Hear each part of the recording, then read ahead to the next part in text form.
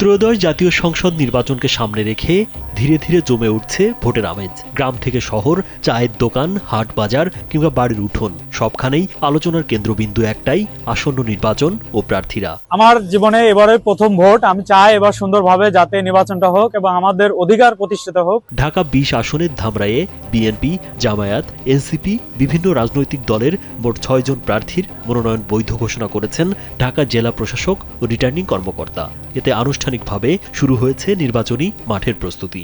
এবার একটি স্বতঃস্ফূর্ত নির্বাচন চাচ্ছি, যে নির্বাচন খুব সুশৃঙ্খলভাবে হবে এবং সবাই যাতে স্বতঃস্ফূর্তভাবে ভোট দিতে পারে। তবে অতীতের নির্বাচনী অভিজ্ঞতা ভুলতে পারছে না ধামরাইয়ের ভোটাররা। আগের বিতর্ক, সহিংসতা আর ভীতিস্মৃতি পেছনে ফেলে এবার তারা চাইছেন সুষ্ঠু, শান্তিপূর্ণ ও অংশগ্রহণমূলক নির্বাচন। ভোট মানুষ যেন উৎফুল্লভাবে দিতে পারে, কোনো পক্ষপাতিত্ব যেন না হয়, কেউ যেন প্রশাসন যেমন কারো হয়ে কাজ না করে। ভোটের দিন নির্বিঘ্নে কেন্দ্রে গিয়ে পছন্দের প্রার্থীকে ভোট দেওয়াই ভোটারদের প্রত্যাশা। এজন্য নির্বাচন কমিশন, প্রশাসন এবং রাজনৈতিক দলগুলোর প্রতি সমান দায়িত্বশীল ভূমিকা রাখার আহ্বান জানিয়েছেন সাধারণ মানুষ।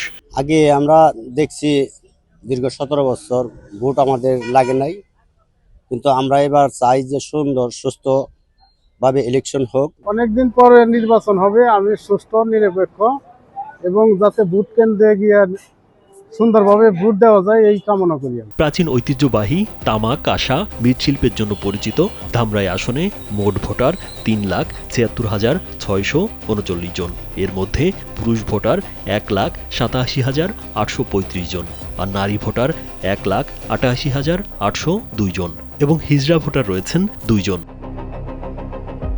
রাজীব বিশ্বাস, কালবেলা।